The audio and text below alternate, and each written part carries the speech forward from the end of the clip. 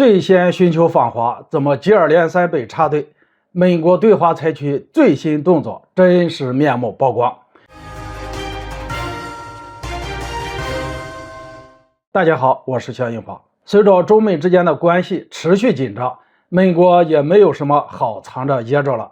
尤其是自拜登政府上台以后，美国便在加大力度对付中国，包括联合多国在中国周边展开军事活动，在芯片行业上制裁打压我国。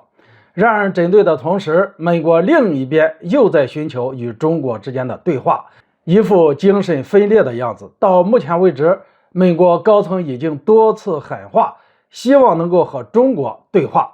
考虑到美国当前国内的经济等多个危机，不排除这是有事要求中国帮忙，例如希望中国能够伸出援手，解决美国国内所面临的困境。对此，倘若美国是带着诚意来的，那或许很有可能，但很显然，美国压根就不知道诚意是什么。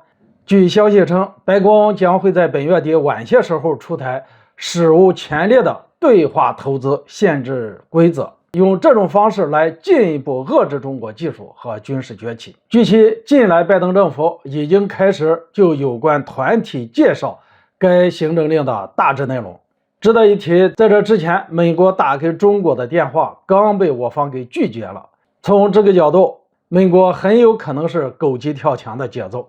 过去一段时间，美方多次喊话，希望和中国对话，并访问我国，但直到现在都没有与我国联系上。反之，在这期间，法国总统马克龙成功访华了，巴西也成功访华了，就连与俄罗斯之间的战略合作关系也进一步升级了。唯独美国明明是最早释放出与中国对话的信号，却接二连三的被其他国家插队。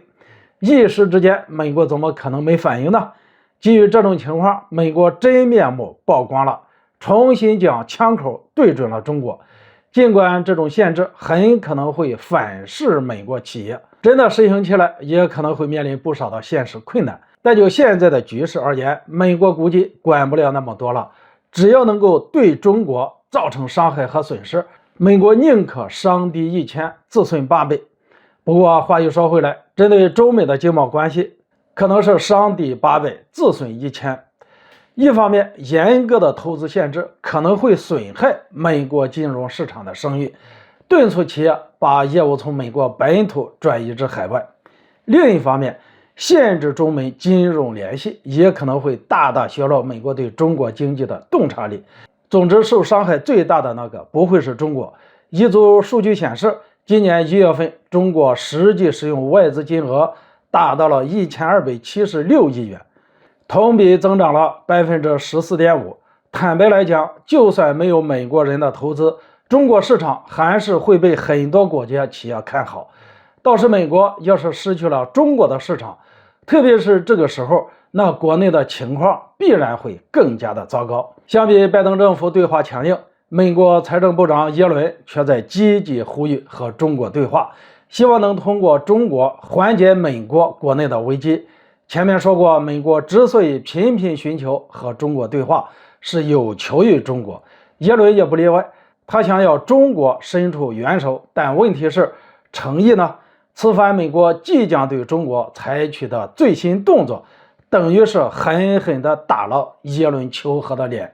面对这种局面，我国断然不可能再仁慈。